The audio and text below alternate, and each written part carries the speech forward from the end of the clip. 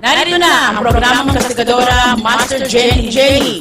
Dito lamang sa himpilan ng CCN News, Philippine News, makakapakinggan tuwing araw ng Huwebes at Sabado alas 2 hanggang alas 3 ng hapon. Master Jenny, maaasahan sumbungan ng bayan. Siguraduhin mo lamang na ang inyong mga dokumento at istigo ay inyong kasama. Magsumbong sa kastigadora Master Jenny, sumbong. Isang magandang hapon po sa inyong lahat. Ito po ang programang Kastigador. Ito po si Master Jenny. Magandang hapon sa inyong lahat. Ito si Master Jen, Producer Executive. Ganun, ikaw na ba ang bagong executive producer? Siyempre nandiyan si Mads Panguliwa, ang aming po ano. Kasi sabi mo, ako ang executive. Parang gusto mo lang palitan na katatapos lang ng Ramadan. Kaya daw muna siya ng ilang sakit. Hindi, paling nga ang kain to sa studio. Kaya magandang hapon po sa inyo, hindi lang po sa Luzon, Visayas at Mindanao. Maging sa yung pampanig po ng mundo, no? Especially po dyan sa Pakistan at sa Middle East, na talaga nag-celebrate po talaga ng Ramadan. Siyempre, binabati po natin dyan lang si Sig Horay, no? Dyan sa Evergotesco po, yung laging nagpiprepare ng aming pagkain pagkatapos sa aming programang Kastigadora. Sarap nun. Oo, nandiyan si Ryan Puelas, na siyang nagpiprepare ng aming pagkain, kaya magandang hapon sa'yo. Maging ang kanyang mga kasama na si Richie Mina, na kanyang kasama at kaagapay sa Sisig Horay dyan sa Evergotesco. Kaya magandang hapon po sa inyo. At syempre si Ryan, yung gumawa ng aming t-shirt. Na syempre kung makikita nyo lang, mapakita lang sana namin sa likod, yung ang Kastigadora na uniform namin na kaya maraming salamat sa iyo, Ryan. Syempre lagi nakaantabay si Ice na hindi natin nadadaanan sa Evergotesco kasi masyado pong busy talaga ang Kastigadora. Muntik na, no? Alam mo, meron kasi isang kilalang channel na sinasabi nga daw na Kastigadora at isabi isumbong. Okay. Hindi ko na ho babanggitin kung sino ho yung halos magkatunog ng aming programa. Well, babatiin na lang natin siya, no? Kaya Babae naman tayo. Oo, iba naman siya eh. Kumbaga transparent pa rin. tayo sa dating headline natin, yung Kastigo. Oo, meron nga. Kaya alam mo, marami naman kasi magkakadisem. Pero, depende naman sa pagdi-deliver ng inyong programa. Kumbaga, may kanya-kanya tayo. Kasi yung programang kilala ko na yun, halos soko na nga ang style eh. Alam mo naman sa Pilipinas mahilig talaga sa gaya-gaya. Kagaya. Dati na yan. At saka siya nga pala, ito kamakailan lang, yung sa report nga sa news, na kung saan nga ay kinu-question ng MMDA. Na nagiging problema nga naman, paano nga naman nila susolusyonan ang traffic sa buong bansa? Ayon naman ka sa director ng MMDA na sa Danilo Lim, hindi naman ganun kadali talaga solusyonan ang traffic. Kasi sa dami nga naman ng mga sasakyan na umaandar hindi lamang dyan sa Makati, Ortigas, especially yan talaga yung sobrang magpa-traffic talaga. Siyempre, alam nyo naman, dahil nga nagkataon pa, yung sinabi nga ni Danilo Lim, na may mga nagkasabay-sabay na pinapagawa mga construction, yung mga pinapagawa ng NAWASA, pinapagawa ng PLDT. So, dapat talaga siguro mas madaliin po ninyo ang pagpapagawa ng kalsada. Nang sa ganon, makaiwas naman po ang ating motorista sa sobrang traffic po sa Metro Manila. Harinawa nga yung binabalita din sa news na yung pagpapalaganap pa ng mas marami tayong lugar na mapupuntahan, especially dyan sa MRT, LRT, yung ginagawa nga nilang proyekto. Harinawa nga yan talaga ay matuloy. Kaya antabayanan nyo po yan sa aming programang Kastigadora. Siyempre, dumako naman tayo sa barangay na naman, San Mateo, na kung saan nga ay binisita tayo ng traffic enforcement na si Manuel sa aming tanggapan. Na kung saan nga ay nasabi nga ni Manuel na nais kami makadaupang palad ni Jeronimo at magkakaroon yata master ng isang malakihang okasyon daw dyan sa barangay Ampid 1 for the very first time daw. Na ayon nga sa kanya, ito daw ay tungkol nga may kinalaman nga daw sa droga. Buong kasama nga daw dyan, mga guro, mga NGOs, mga kasama sa mga nagtatrabaho sa government, na kung saan nga ay parang nga kanilang ipapahatid sa ating lugar o sa barangay Ampid 1 yung pagpapalaganap nga ng itigil na yung drogang tinatawag. Hindi pa natin confirmation yan, kasi ayon nga, sinabi nga ng pamunuan nga ng Kastigadora, maaari po kayo mag-submit sa amin ng imbitasyon ng formal para mas ma-coverage po natin yung nasabing malakihan ninyong parada sa Yan. araw nga ito ng linggo. Kaya syempre, malalaman po namin sa imbitasyon nyo para at least kahit paano formal po natin ma-coverage sa ating programang Castigadora ang nasabing okasyon nga dyan sa Barangay Ampid 1 sa umuno po ng kanilang kapitan na si Hector Reyes. Siyempre, bilang kanilang hepe ng traffic enforcement na sa Jeronimo, na sa pamamagitan po ni Manuel Oligario ay pinahatid po ang pagbati sa aming programang Castigadora. Anong pecha sa 9? Oo, pero Ay, siyempre yung pinapaasikaso namin sa'yo, dyan mismo sa Durabel, na may nakuha kaming impormasyon ngayon lang bago kami pumasok sa programa ngayong araw na ito na wala ng permit ang nasabing LPG na yan o Maging sa barangay, wala. oo, wala. Siyempre dapat asikasuhin mo yan kasi alam mo mas malaking magiging problema ng Barangay Ampid 1 yan pag nagkaroon ng sakuna dyan na wag naman. Kasi yung mga ganyang karami nga na LPG, hindi talaga dapat ka nag-iimpok. Nakikita naman ninyo sa news na dapat nga maging sa loob ng tahanan, hindi dapat nagkakaroon tayo ng extra na LPG. Lalo po yan ay kinakargahan. Hindi naman yan galing sa mga kilalang nabibilan natin ng shilling. Hindi naman natin hindi naman dun galing yan. Kumbaga sinasalinan po yan. Malay po ninyo yung tangking na pagsalinan po nila ng nasabing LPG may singaw. Malaking problema po Saka yan. masakit sa ilong. Oo, nakita nyo naman yung dating naglalabasang mga taxi na Alam tinanggal mo, ng ilalim nun, tambak na ng basura. Oo, Ano ba kahit yan? na po ipalinis nyo yan. Saka araw-araw may nakaparada. Oo, kahit na sabihin nyo, nyo. katulad lang kanina, bago kami umalis, saka di-deliver lang yan, ha? Uy, dapat action na ng Barangay Ampid 1 yan, saka unang-una makakatulong po yan sa inyo kung magbabayad po ng license yan. Environment, ano? Ayan, environmental Yan. permit, mismong munisipyo po, sanitation po ang naka-authorize dyan. Paano nga mangyayari magkakaroon ng environmental permit? Sa barangay nga lang, wala pa naman mukhang wala pang hawak tong tao na to. Sa Oo, atin. katulad na nasabi namin sa aming programa nakaraan-daan linggo, hindi muna natin babanggitin yung tao na yan. Kumbaga binibigyan pa natin ng pagkakataon ng barangay upang aksyonan ang nasabing reklamo. Hindi lang naman kami nagrereklamo. Siyempre, yung iba dyan, hindi naman rin makapagreklamo, no? Dahil gawa na Alam nyo, sabi ko nga, reklamo sa atin dyan yung namamahala. yun nga sabi ko nga, maaari Maaari nagpunta raw dyan ng sanitary, 4 lang daw ang makita ko, isang Alam niyo po, sabi ko nga po sa ating programa na nakaraan, maaari naman po tayo magnegosyo. Malaking tulong po yun. Pero sana naman po yung pagninegosyo natin, hindi po tayo makaporvisyo ng ibang tao. Hindi naman puro po kabig lang tayo. Siyempre, pag nagkaroon po ng sakuna, sino po ba maapektuhan? Tanong, pag may nagkaroon bang sakuna, kaya ba nilang ibalik yung mawawala?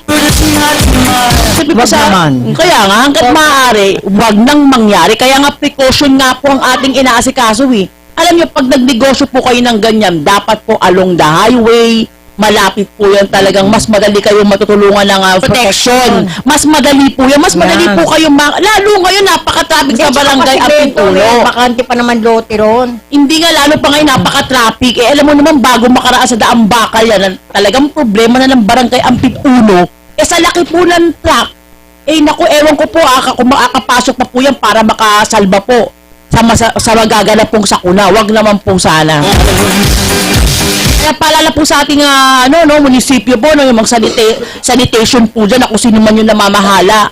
Sir, pakiasikaso niyo po yan kasi nanawagan na po kami, humingi na rin po kami ng tulong dyan sa barangay. Siyempre, dapat po magmumula sa barangay yan. And then, ang barangay po, mismo nga kung business permit po ng barangay, ang mag-i-endorso po sa inyo. Pero nauna na po kayong pumunta dyan dahil may nagreklamo, mukhang hindi na po kayo bumalik.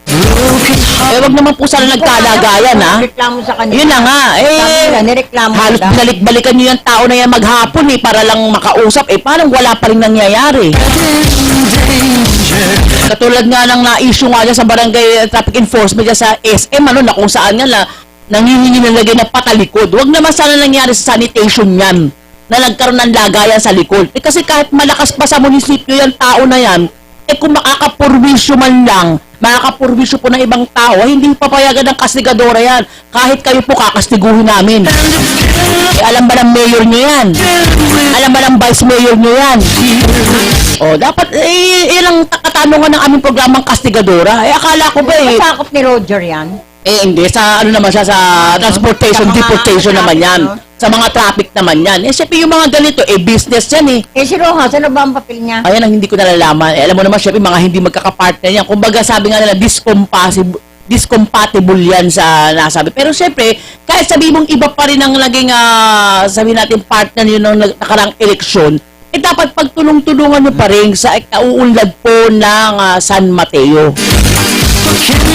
Siyempre, ang inyong lingkod taga San Mateo po, no, talagang, kumbaga, isa yan sa pinaka binabantayan din ng... Dahil yan, baho. Oo, binabantayan po namin yan. Sa Maging Parillo? dyan din, kinausap ka ng barangay yan. Dyan sa Dahlia Street, na kung saan nga merong bahay dyan ang ating kasamang Mahardikan recovery team na si Cowboy Omega, na merong babuyan dyan. Na alam ko yan, inuubos na yan. Sa tuwing magkakaroon kami ng meeting dyan sa tanggapan ni Cowboy, talagang napakabaho po talaga. Alam mo, ewan ko lang yung mga nakatira doon mukhang immune na sila sa amoy. Alam mo, ang magiging sakit dyan, sinus. Alam mo talagang nagkaroon nga ng eleksyon na sa Durabel, ang tanong, ayaw daw paupuin yung bagong nanalo. Ito pa rin ang tanong namin. Ito pa rin ang tanong namin, yung bang nanalo, dapat bang maupo? Yun ang mga tanong dyan Nagkaroon nga ng eleksyon dyan, hindi lahat ng Durabel nakakaalam. Di ilan lang ang nagbotohan, natural, ang lalabas dyan yung mga manok-manok nila. Sa dami pala ng tumakbo masa dyan, 15. Ano? Ang nanalo uli, yung dati pa rin na tao ng mga dating presidenteng nakaupo dyan. Sa ba yan? pagkakaalam ko, tao yan ang ating kinasuhan sa ombudsman. Na hindi na natin babanggitin, baka sumikat pa sa programang Kastigadora malamang, kaya ayaw popuin. Dahil baka hindi rin naman maganda gagawin Ano bang mga proyekto? Hindi, tao nila yan. Yun na nga, alam mo naman yung bagong nakaupo na mayabang din, na keso taga si IDG daw siya, na keso ganito ganyan. Kaya alam mo po sabing programang Kastigadora, talagang babakbakan talaga namin yung mga nakikita namin hindi ka nice dahil mula naman na maging presidente, Hindi, wala namang nagsabi sa nagawa akin na yan. Pag daw naupo yung dati, Oh. mawawala naman daw ng kuryente. Ayun, yun Hindi nga, rin nila oo. binabayaran. Kasi sila nga daw nag-asikaso. Ayon doon sa ano, no? Itong bagong presidente. Oo, yun. Kaso nga, kailangan makipag-coordinate sila sa atin. Ako, paano makikipag-coordinate na sa programang Kastigadora? Wala nga silang mga, sabihin natin, permit. O hindi nga sila naka-registered. Kailangan meron sila niyan. Hindi nga sila naka-registered Kaya nga yan, pag dumadaan tayo, parang mga pagunto, nagtatago ang ulo Siyempre, happy listening po na sa Mahardikan recovery team sa pamumuno po ni Cowboy Omega na nakusap po talagang busy-busy. At siyempre, humingi ng tulong sa amin si Andrade, kahapon lang, Although talagang kahapon, talagang pagod na pagod kami kasi magdamag po talaga kami nga may inasikaso na kung saan nga pumunta nga sa amin sa tanggapan si Mr. Andrade na yun nga na hindi na nga niya sinipot yung hearing niya dito sa Macabod. Kasi hindi mo naman kailangan siputin dahil hindi ka naman taga Macabod. Dahil pangalawa na nga daw yung dumating sa kanyang papel. Kumbaga out of out of way yun, hindi ka naman taga Macabod. Dapat kung sino yung nagreklamo sa yung taga Macabod, bumaba siya ng San Isidro, doon ka ireklamo sa barangay San Isidro. Hindi yung magireklamo sa barangay niya na ikaw. nga, pwede yung ombudsman niya. Kasi ano yan kapitan doon. Bakit inapruban? Magiging jeopardy diba? yan na hindi ka naman taga roon. Kumbaga, may kinasuhan ka na nga. Yan nga, tungkol nga yan sa lupa message. Kaya asikasuhin mo na yan, Mr. Andrade. Kasi ayon Sinabi na... yung mga pinag-usapan natin kahapon. Oo. Sundin mo. Pag hindi mo sinunod, napakatigas ng ulo mo. Kasi sarili mo. Kasi nakita mo naman si Mr. Pablo Pobadora na talagang nakipagsanib puwersa siya. Punta tayo doon, Nakita mo naman. Engineering ng Quezon City. Kukunin na lang. Kukunin na lang. Kaya antabayaran niyo po yan sa Hindi, aming kukunin programa natin sa kanya yung pinaka-resibo na Ayun, para mapuntahan natin yung environmental permit. Yan. Kaya babalik po ang ating programang Kastigadora sa ilang saglit lamang po.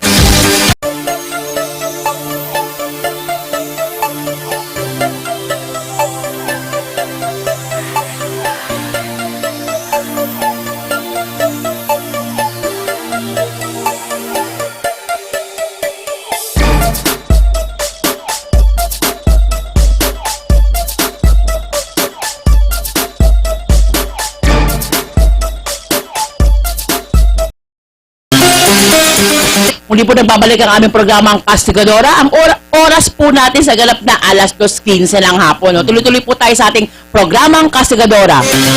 Well, kamakailan lang itong nagdaan na June 25, 2017, araw po yan ng Lunes, at sa ganap po ng alas 7 ng umaga ay talaga nagdiwang po ang buong daigdig po.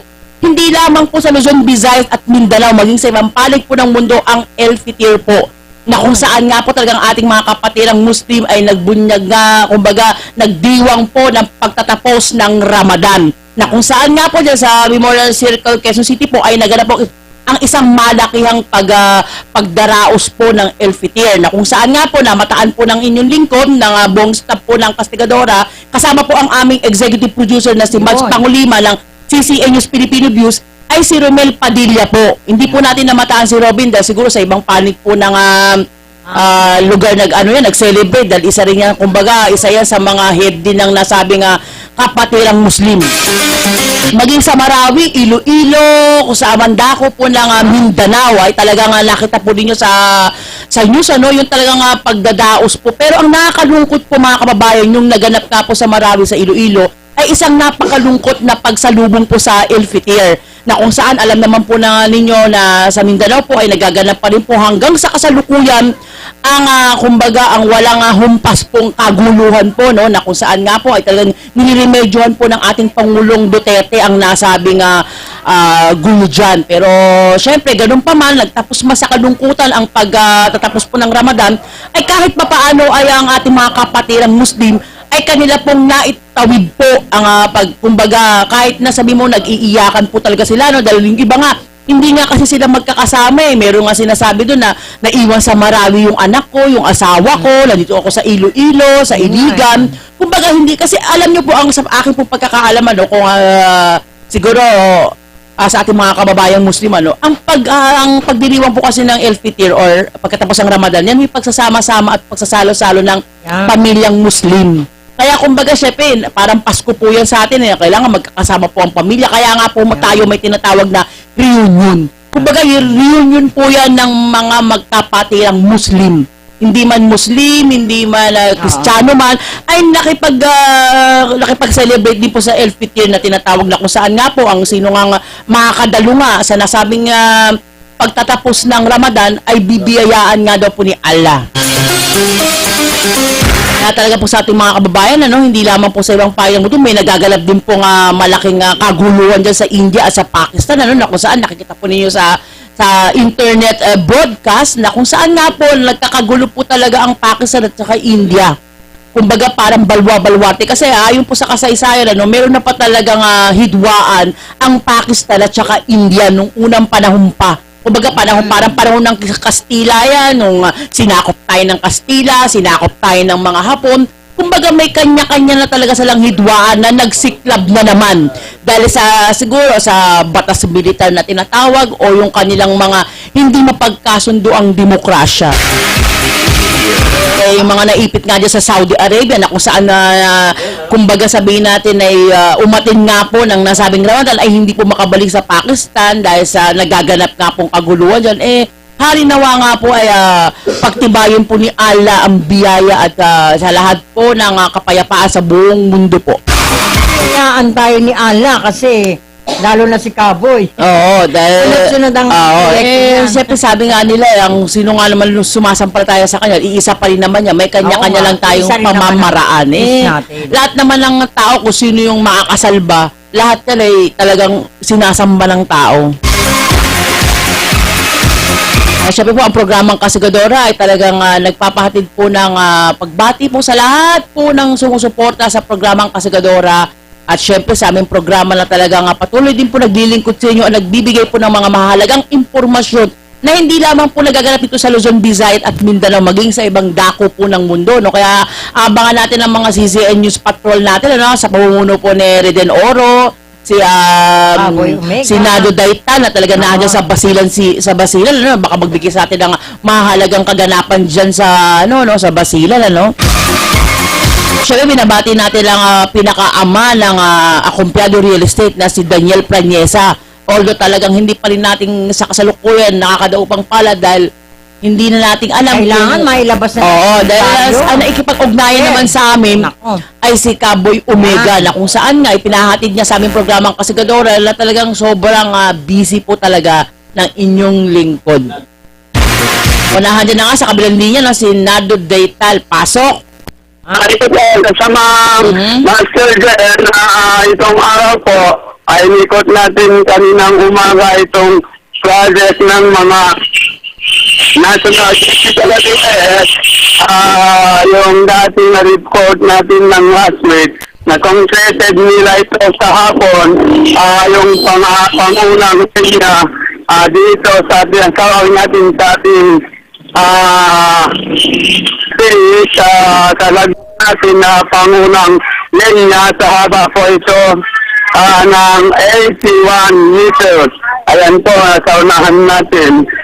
Yung at saka may naiwan pa sila dito sa kadugtong ng dati nilang na concreted at saka may naiwan din sila dyan sa unahan na yan na sa lumang concreted. At saka yung doon sa dulo ng kabila ng barangay Lindsay, nabungka na rin nila yung lupa na dating nabungka ng excavator ng yung semento ng aspalan. Ngayon po, nabungka nila yung lupa na yan. Diyan sa dulo sa unahan natin.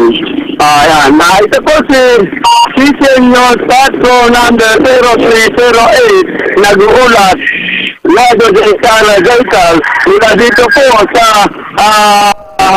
Fort ng HQ ng PNP Isabela City, Basilan Province para sa programang Kasigadora Action Balita si Senyor Filipino Youth.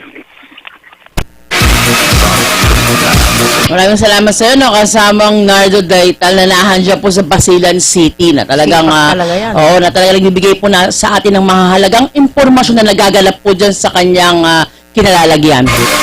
Siyempre, happy listening po dyan sa SM, ang CRS po na kung saan sa pamumuno nga po ni Jerry D. Guzman na sir, maaaring dalawin ka namin para malaman namin kung dumating na nga po si Mr. Mulabi Yan. Masangkay.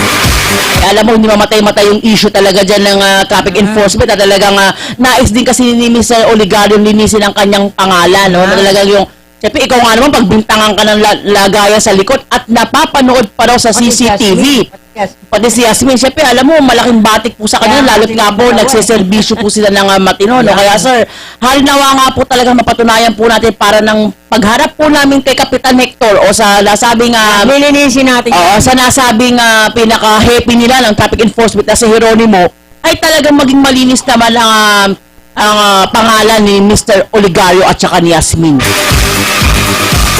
Alam mo, mga masisipag to. Talagang walang, ito ang tinatawag na walang tulog, walang kain. Pero takot kay misis, ha? Alam mo naman ang ating programang Kasigadora ay talagang pinagpupugay po natin at talagang pinaglalandakan po natin sa ating programa. As long na gumagawa po ng mabuting serbisyo sa ating publiko at gumagawa po Yan. ng tama at talagang ginagawa nila yung trabaho nila ay talagang malaking bagay po na ipagmalaki po natin sa ating programang Kasigadora na meron pa rin po mga maliliit na empleyado na kahit na isang traffic enforcement ay bayani pa rin. Na Correct, hindi Kajan. lahat na umihingi ng lagay. Kumbaga ito'y nakukontento pa rin sa sahod na kanilang tinatanggap. Mas Na kahit na sabi mo may mga pinag-aaral to ng mga college or high school, hindi talaga sasapat ang kanilang sahod. Pero dahil pinaninindigan nila ang kanilang trabaho at serbisyo publiko po sa barangay Ampid 1 na sila Oligario at Hasmin, kumbaga tumanda na nga naman sila dyan sa trabaho na yan, Nga. ngayon pa na-issue yung lagayan. Na ayon nga sa kanila nagsumbong ang mga tricycle driver sa kanila mismo na ilang araw na nag-duty itong mga hinayupak na traffic enforcement, yung dalawang to na dating naasen sa SM San Mateo, ay nagsumbong ng mga tricycle driver na kapag hindi daw sila binigyan ng pangkain at ginutom sila, ay hindi daw sila bibigyan ng pasahero. Ano yan? Nakakaloka talaga yan, ano? Naku, Diyos ko. Kaya alam mo, Mr. Jeronimo, Dahil sabi mo, kilalang kilala mo kami. Dapat kung kilalang kilala mo kami, actionan mo lang yung mga tao mo. Correct. Dahil kasayang lang ipapasahod mo. Kung makaasta pa, akala mo siya na nagmamay-ari ng buong barangay Ampid Uno. Eh baka sakupin niya si barangay, Kapitan Hector. Baka magpakilala ng bagong kapitan yan. Aba mag-monitor kayo. Baka mamaya pinagkakalat niya, wala na daw si Kapitan Hector at sila lang ang kapitan dyan sa barangay Ano Ampid ba Uno. yan? Ay wala ka na sa posisyon, sila lang hepe. Ibang klase, no? Parang Sinabi sa akin Kakaloka. Manuel, hindi nga kinikilala daw pala yan si Ronnie. Yun ang matindi. Yun ang matindi, oh. Paano nga naman ang kapitan nyo kung ikaw ang hepe, ha? Hindi ka kinikilala ng mga hinayupak na ito na nagse-sir pa sa'yo. Ay, Diyos ko, putuli mo na sungay niyan bago ka suwagin yan. Kaya sa aming programang Kasigadora na makikita po ninyo sa monitor sa ilang saglit lang bago po tayo mag-commercial kung paano po kami makokontak, maaari po kayo mag-email, magpadala po ng mga email ninyo, katanungan or sumbong upang maiparating po sa aming programang Kastigadora para mailabas po natin o sabihin natin maisalang po natin sa ating programang Kastigadora ang lahat po ng mga nagaganap po sa mga lugar-lugar ninyo. Hindi lamang po dyan sa San Mateo, Montalban, at syempre happy listening po dyan sa ating mahal na Gobernadora Mimi Inares, na kung saan nga isang malaking pagpupugay nga dahil laban nga ni Pacquiao sa linggo, kaya ang ating mahal na Gobernadora ay maglalabas ng napakalaking TV screen, ha?